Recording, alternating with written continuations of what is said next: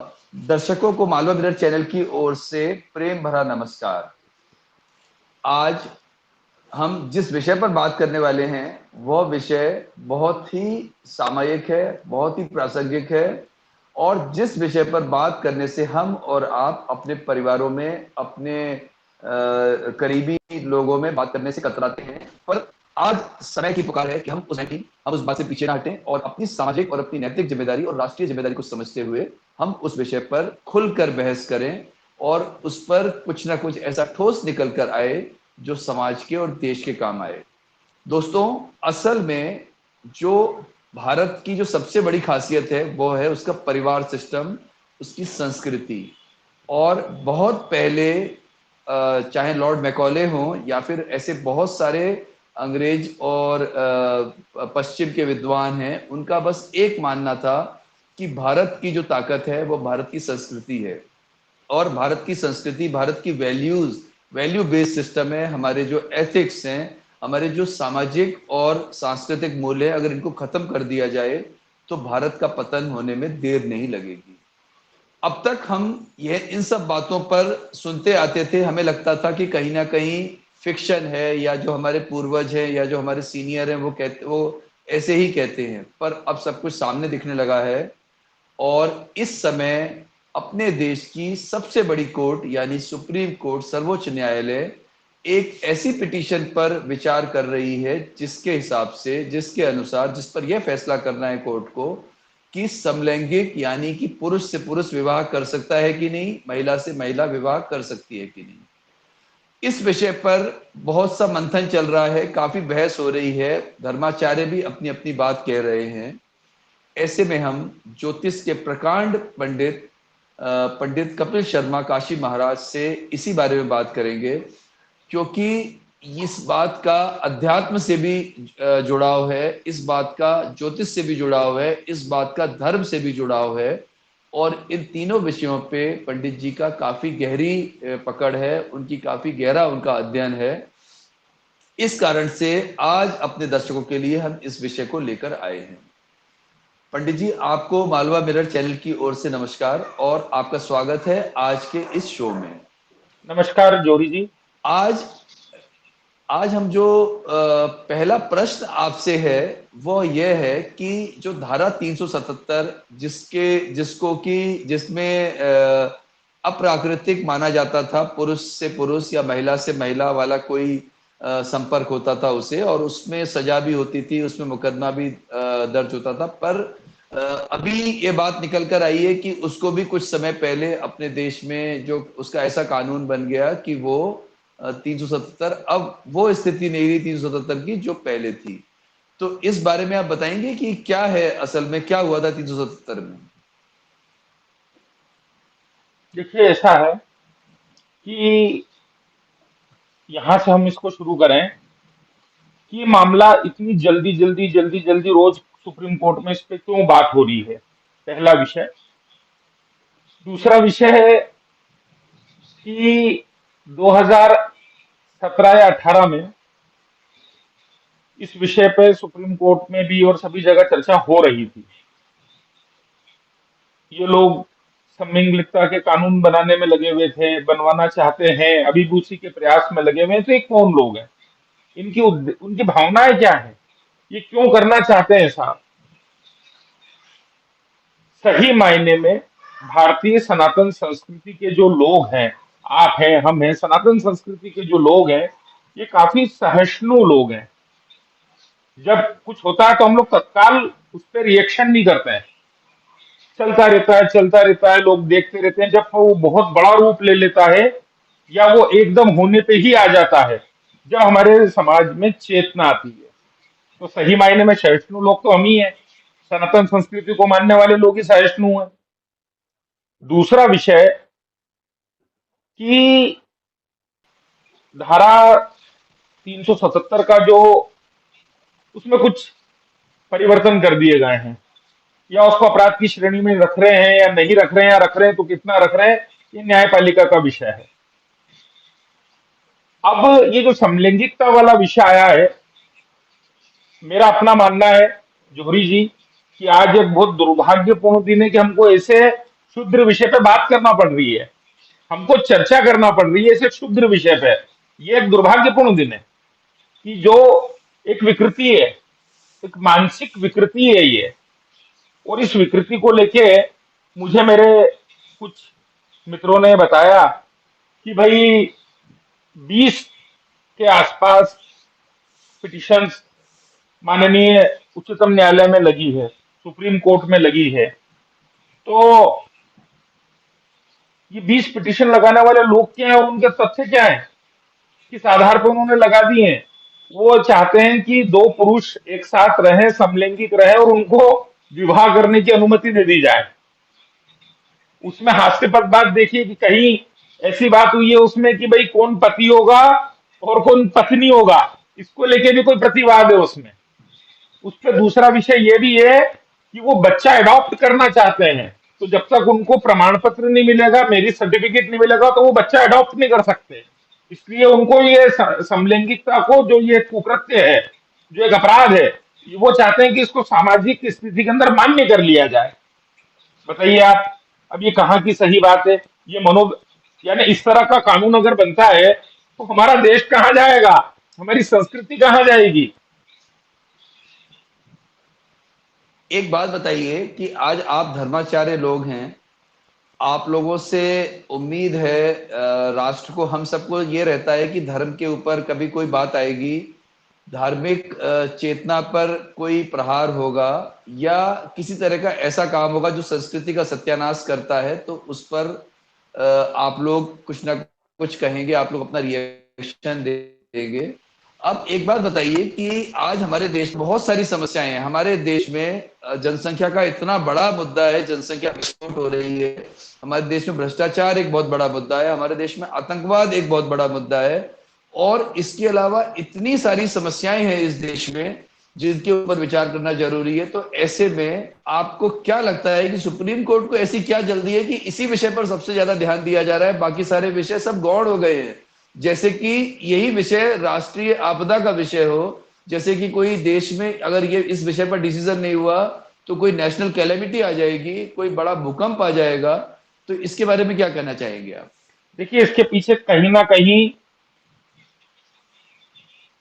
कोई ऐसी मानसिकता जरूर काम कर रही है, कुछ ऐसे लोग जरूर काम कर रहे हैं इसके पीछे जो भारतीय सनातन संस्कृति का नाश करना चाहते हैं। कोई ऐसी मानसिकता, इस तरह के लोग, इस तरह के षड्यंत्रकारी लोग कहीं ना कहीं इस तरह का काम कर रहे हैं, और इसलिए ये मामले इतनी तेजी से जो चल रहा है, तो उसके पीछे कहीं ना कहीं कोई गलत लोग तो हैं। इसलिए इतनी तेजी से भाई उनके वकील जा रहे हैं, उनके पास देश के नामी वकील हैं, उनके वकील वहां पर उस पर जिरहा कर रहे हैं, उस पर बहस कर रहे हैं। तो पैसा कहीं से तो आ रहा होगा, कोई तो पैसा दे रहा होगा, जब भी तो वकील वहां खड़े हो रहे हैं, इतनी तेजी से काम हो रहा है। तो ये कहीं ना कहीं कोई देश विरोधी, संस्कृति विरोधी मानसिकता के लोग हैं जो ये काम करवा रहे हैं। अच्छा, इसके अगर इस तरह का कोई कानून बनता है तो समाज पर उसका क्या दुष्प्रभाव होंगे, उसके बारे में बताइए आप। देखिए जौहरी जी, आप बहुत अच्छे पत्रकार हैं, पढ़े लिखे व्यक्ति हैं, संस्कृति और समाज को आपने भी देखा है और आप भी समझते हैं। हमारे वेदों में, पुराणों में ऋण बताए गए हैं। पितृ ऋण यानी हमारे माता पिता का ऋण, देव ऋण यानी भगवान का, देवताओं का ऋण, ऋषि ऋण मतलब ऋषियों का, जो हमारे पूर्वज ऋषि हैं उनका ऋण, और इसके अलावा और भी ऋण बताए गए हैं। तो ये जो 4 ऋण हमारे, इसमें 3 ऋण हमारे, उसमें जो ऋण बताए गए हैं, ऋण कैसे चुकेंगे? जब जब संतति उत्पन्न नहीं होगी, जब संतान ही उत्पन्न नहीं होगी, जब पिंडदान ही नहीं होगा, जब तर्पण ही नहीं होगा, तो ये ऋण कैसे चुकेंगे? सबसे पहले हमारी सनातन संस्कृति पे पहला कुठाराघात। दूसरी बात कि हमारे यहाँ पर विवाह को 16 संस्कारों के अंदर लिया गया है। 16 संस्कारों में पाणी ग्रहण संस्कार एक मुख्य संस्कार है।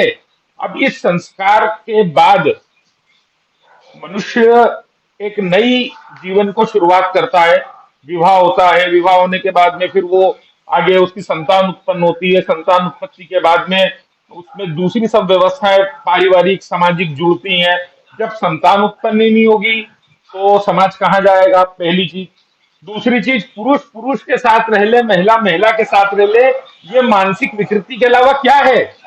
ये मानसिक विकृति है। मेरे को तो ऐसा लगता है कि इस पे ऐसा कानून बनना चाहिए कि दंडनीय अपराध हो ये अपराध होना चाहिए, इस पे सजा होना चाहिए, इस पे दंड मिलना चाहिए, इसको तो मानसिक अपराध की श्रेणी में डाला जाना चाहिए। भाई मानसिक विकृति के अगर 100 लोग कहीं मिल जाएंगे और वो कोई भी बात करेंगे तो क्या उस पर कानून बन जाएगा?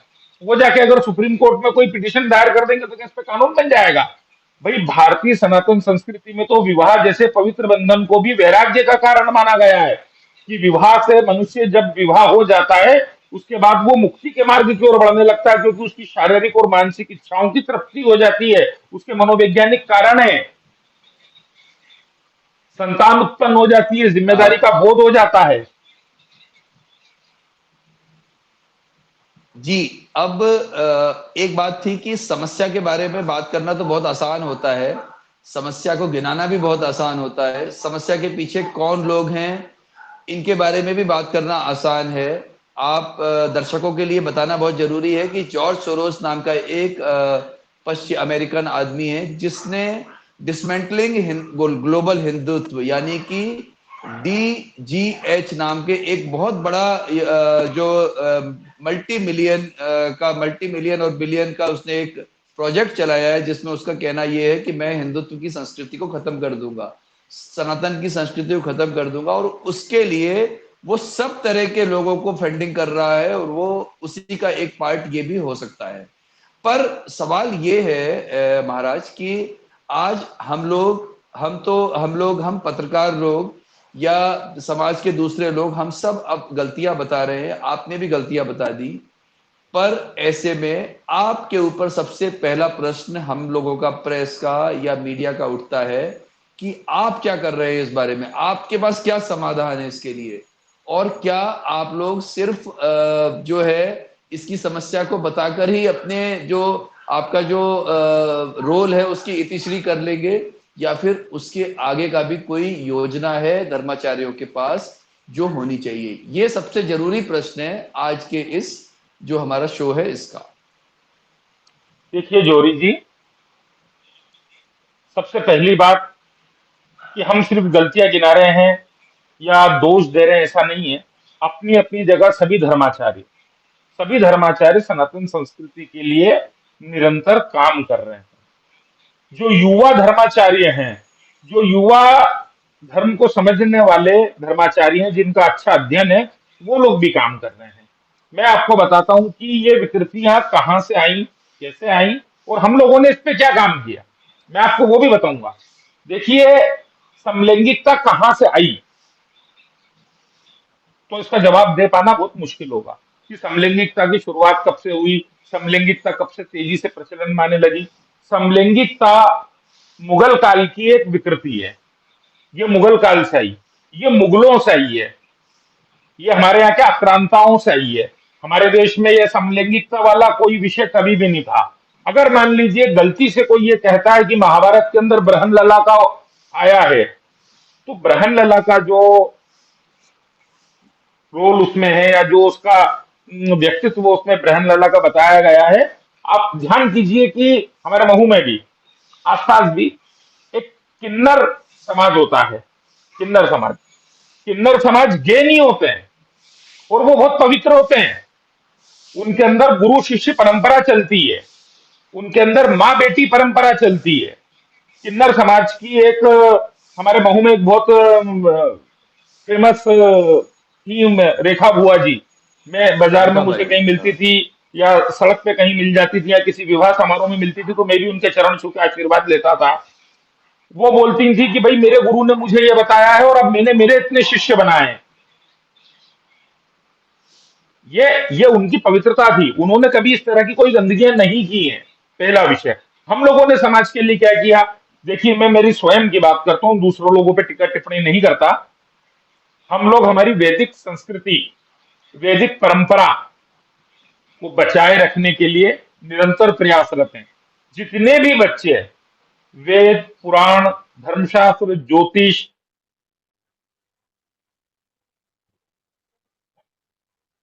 हेलो, वेद, पुराण, ज्योतिष, धर्मशास्त्र, इसकी जानकारियां लेना चाहते हैं, इसकी शिक्षा लेना चाहते हैं, तो उन लोगों के लिए शैक्षणिक सामग्री की निःशुल्क व्यवस्था मेरे माध्यम से, मेरी संस्था के माध्यम से बराबर की जाती है।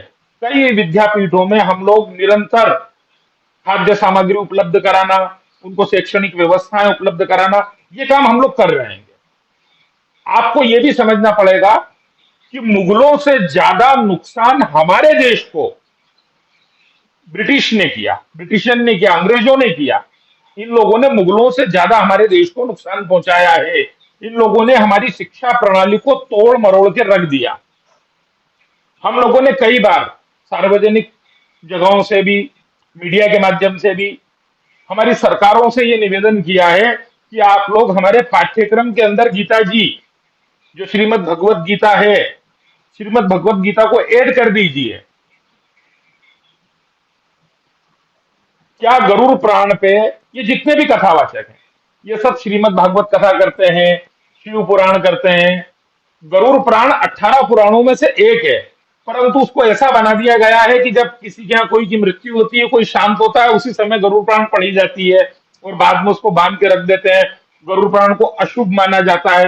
भाई गरुड़ पुराण पढ़ के लोगों को बताया जाए ना, बच्चों को, छोटे छोटे बच्चों को ये संस्कारी संस्कृति बताई जाए कि भाई हमारे धर्म ग्रंथों में, हमारे पुराणों में ये लिखा है कि ये करने से ये पाप होता है, ये करने से ये पाप होता है, ये करने से ये पाप होता है। गीता, गीता जैसा महान ग्रंथ हमें भगवान श्री कृष्ण से प्राप्त हुआ है। गीता को पढ़ने के बाद मुझे ऐसा लगता है कि मनुष्य देवत्व की ओर जाता है।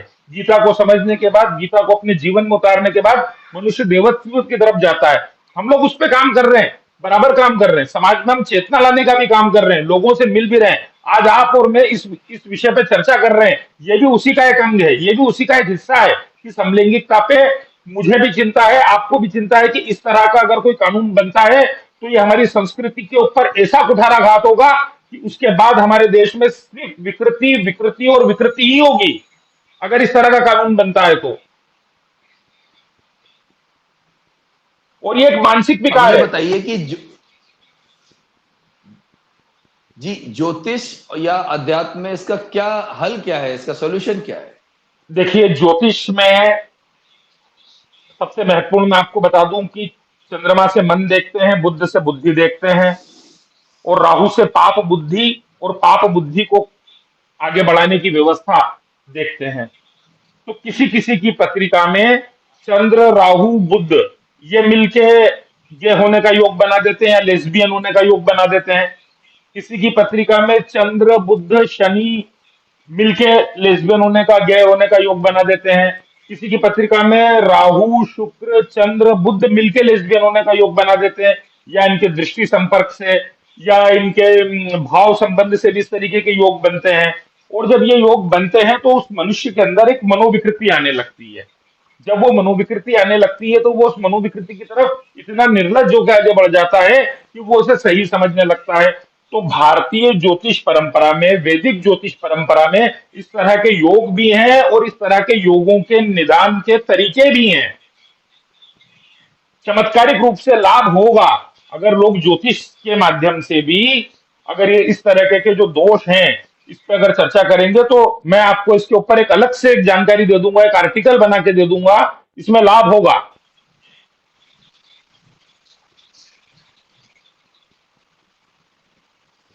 आज इस गंभीर विषय पर जो हमने चर्चा की, उम्मीद है कि जब इसका प्रसारण होगा, जब लोग इसे सुनेंगे और जरूर लाभान्वित होंगे, और कहीं ना कहीं हमारा ये वीडियो अगर उस न्यायपालिका तक भी जाता है तो उन्हें भी पता पड़ेगा, उन्हें पता चलेगा कि यह सिर्फ एक जोहरी जी, मेरा मेरा मेरा एक निवेदन आपसे और है। जब हमारे देश में लिव इन रिलेशनशिप जैसा कानून बना था, हमारे समाज को उसी दिन जाग जाना था। वो हमारी उस सभ्यता, दिन हमारी जागना था। संस्कृति के हाँ, खिलाफ था। ठीक है जोहरी जी, हमारे समाज को उसी दिन जाग जाना था जब हमारे समाज को, हमारे समाज के पढ़े लिखे बुद्धिजीवी तबके को यह पता चला था कि मोबाइल के अंदर अगर गूगल पे जाके प्रोन साइट खोली जाएगी तो 1000 साइट्स खुल जाएंगी। यूट्यूब पे जाके जब प्रोन साइट्स खोली जाएंगी तो 1000 साइट्स खुल जाएंगी। हमारे बच्चे जो छोटी उम्र के बच्चे हैं, 12 साल के, 13 साल के, उनके हाथ में मोबाइल है, और वो मोबाइल पे जब इस तरह की चीजें देखते आएंगे तो उनका मनोज्ञान जो है वहीं से डिस्टर्ब होने लगता है, उनकी मानसिकता वहीं से खराब होने लगती है। हमें इस बात को भी विचार करना पड़ेगा। आप देखिए, इन दिनों बॉलीवुड के भांडों ने एक नया काम चालू करा है, और वो जो नया काम है वो है वेब सीरीज बनाने का। आप वेब सीरीज देखिए, वेब सीरीजों के अंदर वेब सीरीज, गे हाँ। गे लेस्बियन, इन इन सब चीजों की भरमार बताई जा रही है। मैं आपके माध्यम से बोलना चाहता हूं जोरी जी, कि आज से 12-13 वर्ष पूर्व या 15 वर्ष पूर्व एक पिक्चर आई थी पेज 3।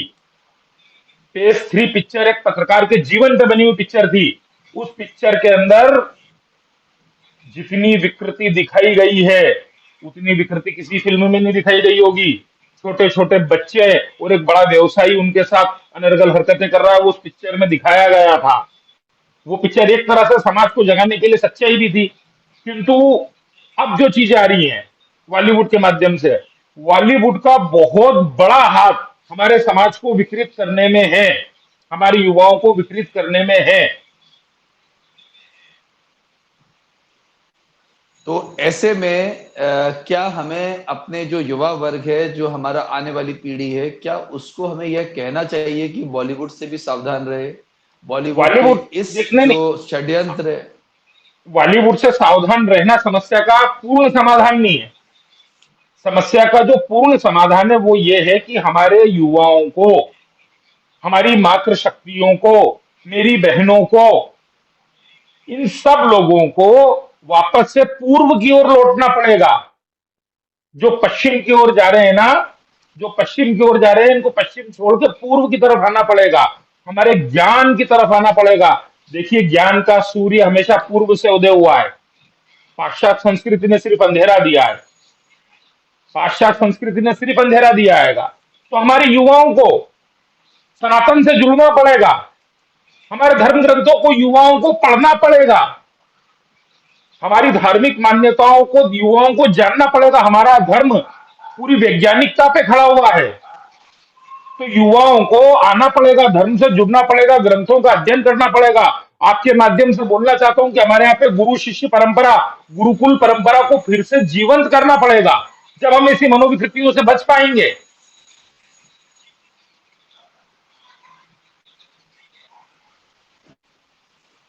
आपका बहुत बहुत धन्यवाद। ऐसी उम्मीद है कि आज का हमारा वीडियो जब पब्लिक में जाएगा तो कहीं ना कहीं जन जागृति लाएगा, और उम्मीद है कि आज का युवा वर्ग और जो आने वाली पीढ़ी है हमारे इस वीडियो से कुछ तो सीखेगी।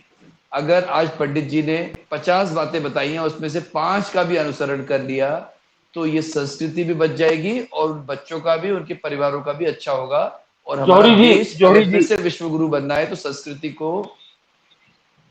जौहरी जी, आपके माध्यम से, जी मालवा मिरर न्यूज ग्रुप के माध्यम से मैं एक अपील करना चाहता हूं, और आप मेरी अपील को जरूर दर्शकों तक पहुंचाए, जी कि समाज का हर व्यक्ति, चाहे वो पुरुष हो, चाहे वो महिला हो, चाहे वो युवा हो, चाहे वो वृद्ध हो, सब लोग इस समलैंगिकता वाली जो ये चर्चा चल रही है इस पे एकमत हो, सनातन संस्कृति का पक्ष रखें और अपना विरोध दर्ज करवाएं।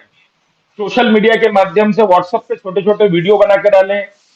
अगर आप ट्विटर का उपयोग करते हैं तो ट्विटर पे लिखें। अगर आप जिस भी मीडिया प्लेटफॉर्म का सबसे ज्यादा उपयोग करते हैं, चाहे आप इंस्टाग्राम चलाते हैं, सभी लोग, समाज का हर तबका, समाज के हर तबके का हर व्यक्ति इसका विरोध करे, और पुरजोर विरोध पूरी ताकत के साथ करे, और इसके लिए जागृति और चेतना लाए। ये हमारे यहाँ की संस्कृति नहीं है, ये जहां की संस्कृति है उन्हीं लोगों को मुबारक हो, ये हमारे देश में मान्य नहीं होगी।